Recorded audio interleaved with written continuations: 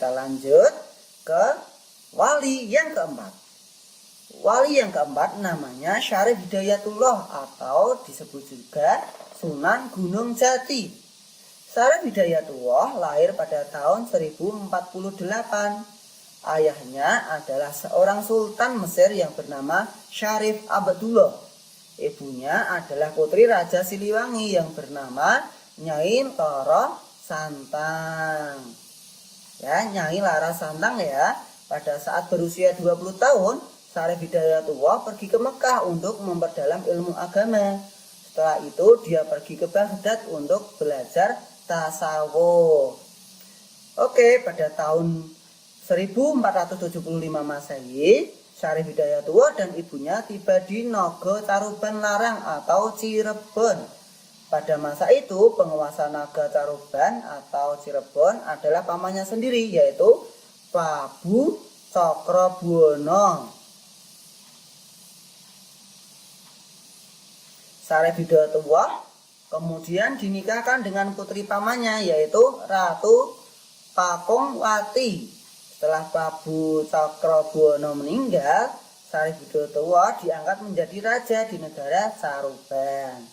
Syarif Hidayatullah wafat pada tahun 1568 Masehi dan dimakamkan di Pasir Jati, bagian tertinggi komplek makam Gunung Jati, Sambung. Ya.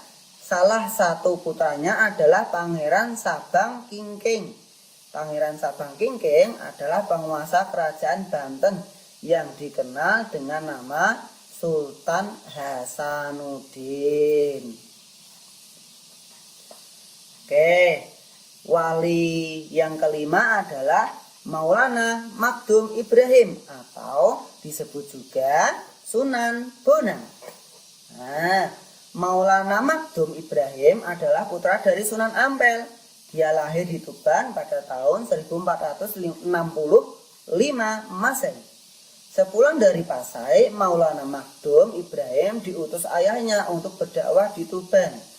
Selain itu, dia juga menyebarkan Islam di daerah Pati atau Pulau Bawean. Untuk memperlancar dakwahnya, Maulana Magdum Ibrahim mendirikan pesantren di Tuban.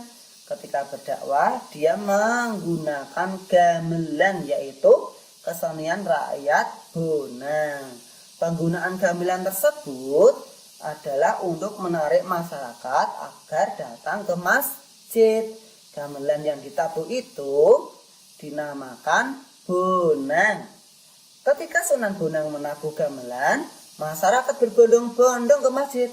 Setelah itu, Sunan Bonang menjelaskan makna tembang yang dinyanyikan.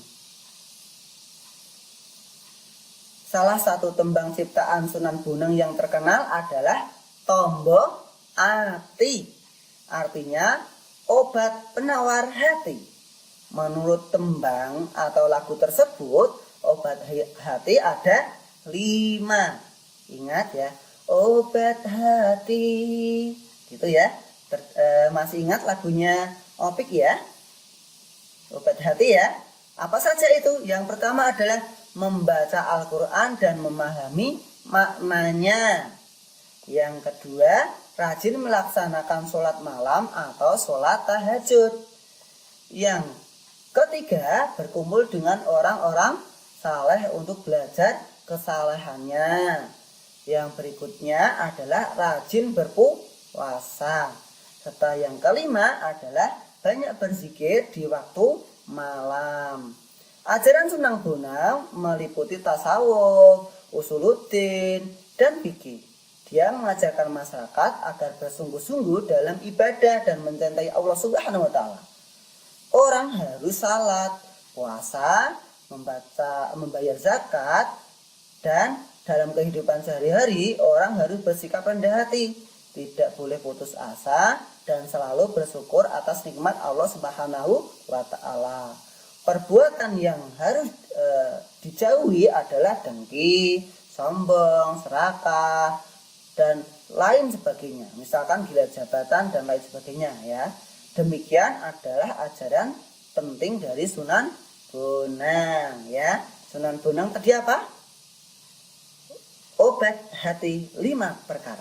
Oke ya, beliau wafat pada tahun 1525 Masehi. Kita lanjut. Wali Songo yang keenam yaitu Raden Qasim alias Sunan Derajat. Raden Qasim adalah saudara Sunan Bonang. Dia diutus ayahandanya untuk berdakwah ke daerah Gresik. Raden Qasim menetap di kampung Jelak, Banjarwati. Di tempat ini dia mendirikan surau atau yang disebut dengan musola dan pesantren ya. Kampung ini kemudian berganti nama dengan Banjaranyar. Beberapa tahun kemudian Raden Qasim pindah ke dataran yang lebih tinggi bersama para muridnya.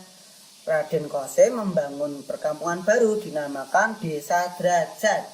Sejak itulah Raden Qasim dikenal dengan panggilan Sunan Derajat. Salah satu nasihat Sunan Derajat kepada muridnya adalah Bapang den simpangi ono catur mungkur.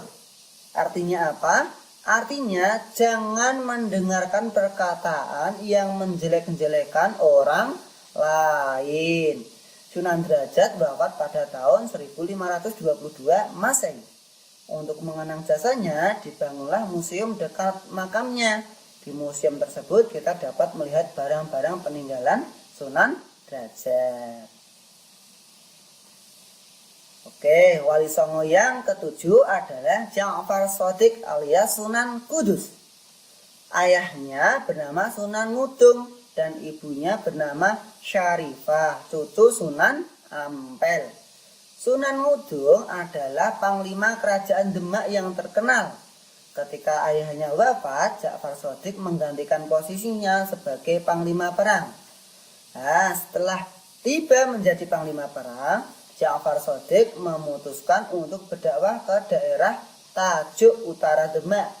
Di Tajuk, Ja'far Shadiq hidup bersama dengan santrinya yang dibawa dari Demak. Dia kemudian mendirikan masjid menara pada tahun 15 atau 1549 Masehi. Menara Kudus ya. Kota Tajuk diubah namanya menjadi Quds yang artinya suci. Masyarakat kemudian mengenalnya sebagai Kota Kudus. Ja'far Shadiq kemudian dikenal dengan nama Sunan Kudus.